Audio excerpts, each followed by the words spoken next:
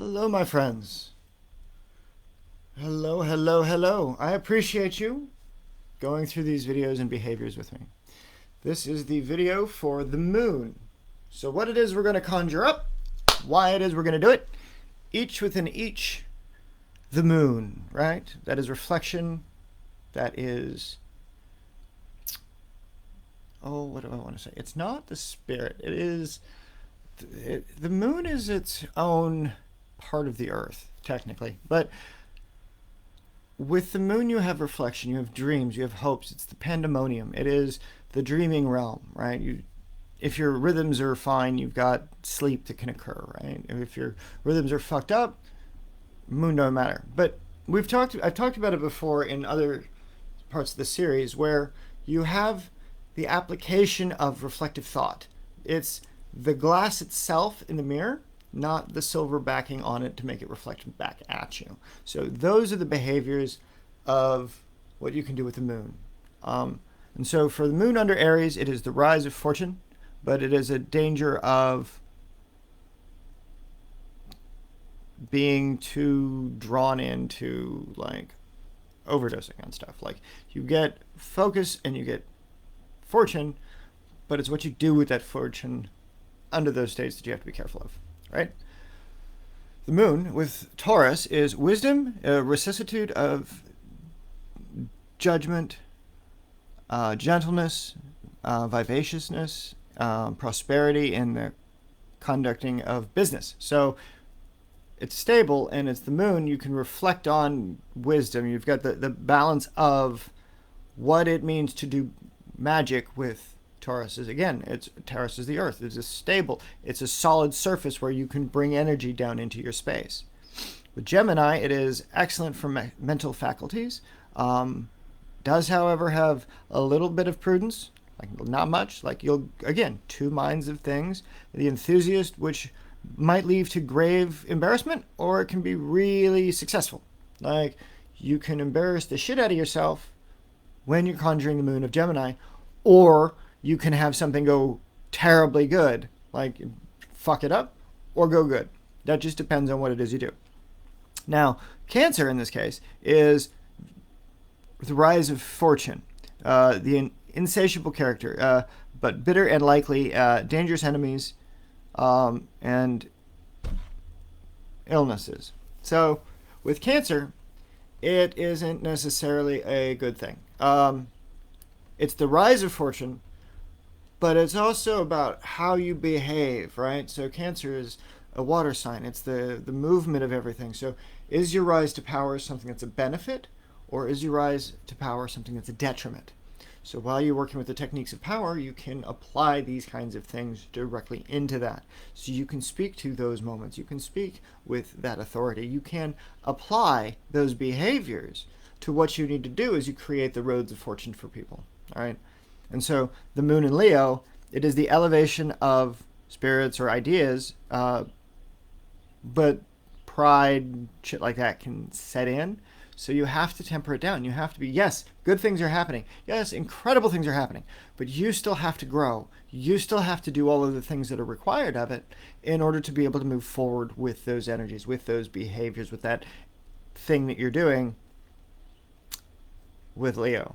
So like I said, moon in Leo, it's all about the elevation because Leo is a sun sign. So it is the reflection of the sun back upon your whatever it is that you're reflecting back on. Like, but you have to do it with balance. You have to do it with temperance. You have to do it with stability, right? The moon under Virgo is the ills which come from the lack of experience and the lack of reflection in the business life.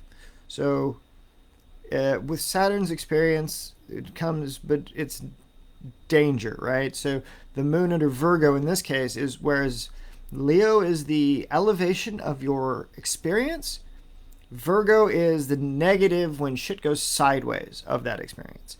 So you need to temper it. So if you've got a situation that's really fiery, really hot, really scary, you can use the moon in Virgo to chill it the fuck out, right? Because you're new, you're learning, you're growing. It's like the seed pod that has to burst its way out of the seed pod. So when you're channeling the moon of Virgo, it is that first sprout growth. It is that first coming up of energies. And so with the moon in Libra, the rise of fortune, which is comprised of acting under impulse without thinking it through. So the moon is about reflection, and Libra is about balance. So if you're not in balance through your reflections, if what you're thinking about, what you're trying to balance out, isn't jiving with what your spirit and your mind are telling you, it's going to be kind of nasty. Because that's what you can use to reset the scale. Like that will be the thing that rebalances the lever. So the moon under Scorpio is going to be a harsh character, a mind hindered by material considerations. So there are material considerations that we have. Do you want a house over your head, clothes to wear, food to eat, those sorts of things? Those are material concerns. Scorpio, not really giving a shit under this, right? It wants to grow. It wants to surpass its limits. But what are you doing to make it surpass its limits? These are the limits, right? This is where you run up against the moon's reflection on your limits. Now, Sagittarius is the rise of fortunes. It is sound judgment. There is danger, though, when you conjure too much of it because, like any fortune, you've got a rise of good tidings. Well, if you don't have control over it, then you're going to have some fucked up shit happen, and some people are going to probably want to kill you because, whatever reason, they're petty pieces of shit. So, there is that. Capricorn represents the rise of fortune. Again, like with Sagittarius, but it's got more adversity to it. So, like what you say, how you say, what you reflect on as you say it, not necessarily going to be everybody's best friend. People will probably hate on you for something. So, Capricorn is where you will find the darkness of those reflections. You will find that not nice states. And so as you go through and as you work with this energy, as you bring this energy into your life, it's going to make it so that way what you do, how you do it, can temper that. Frozen hard ground, right? Like the cold frozen earth. That's not what this is about. This is about balancing that stuff out so that as you go through it, as you work with it, it becomes stable. It becomes self-sustaining in those cases. And then the moon in, what is that? Aquarius is for instability, vacillating fortunes. So again, use the frozen tundra of Capricorn, right? With this, it's the fluid movement of energy through the moon and its behaviors. So you can grow, you can change, but it'll still be a weakness. It'll still be a yin state because it's still frozen and cold. It's not something that's good for the thing specifically. It's just the thing that is. And it's the movement of that as the ground thaws, as the situations change, as the seasons change, as whatever it is that's changing, right? Be it your behavior, your environment, your businesses, all of those things, as they change, the moon's reflection on those things, on your mental state, on your spiritual state, on your physical actions, on the darkness, on the light aspect. Those are able to be channeled. Those are able to be worked with directly. Also indirectly as you play with the other aspects of these types of planets, right? And so we move into Pisces. And that's going to be without strong aspect. It's the weakness in inertia. It's the feebleness of character. But it's also the destruction of faculties in pursuit of an infamous pleasure. Okay, so the moon of Pisces is, think about you're going to get caught up in a flood, right? You're going to get caught up in the flood, right?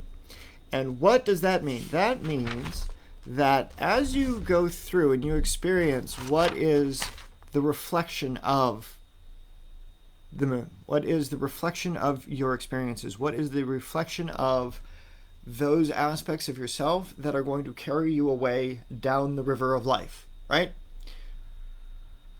Pisces lacks the foundation to have a raft to hold on to when you use it with the moon. So if you're conjuring up somebody's reflected state, and they're getting sucked away down the shit show of life tube, right? There's nothing they can grab onto. So you would need to provide an active ingredient, such as a yang ingredient or a solar ingredient, to help compromise those balances out, to help even those things out. So that way what you do, how you do, and why is reinforced by other aspects of the spell that you're building. So that as you go through it, you're not getting lost in it, right? So this is a means where if you can figure out how to build a canoe when you're in shit creek, that's what you can do with the lunar Pisces energy. So as you're building it out for whatever your purposes are in spellcraft, you can either give somebody the support by giving them yang support under Pisces, or you could take away that support by giving them the yin of the Pisces aspect of them and their character.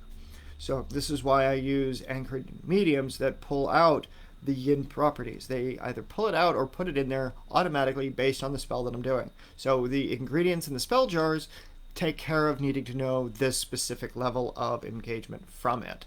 But that concludes all of the videos for this part of the series. So I hope you all had fun. I appreciate y'all very much, and I wish you a happy conjuring. And remember, don't be evil.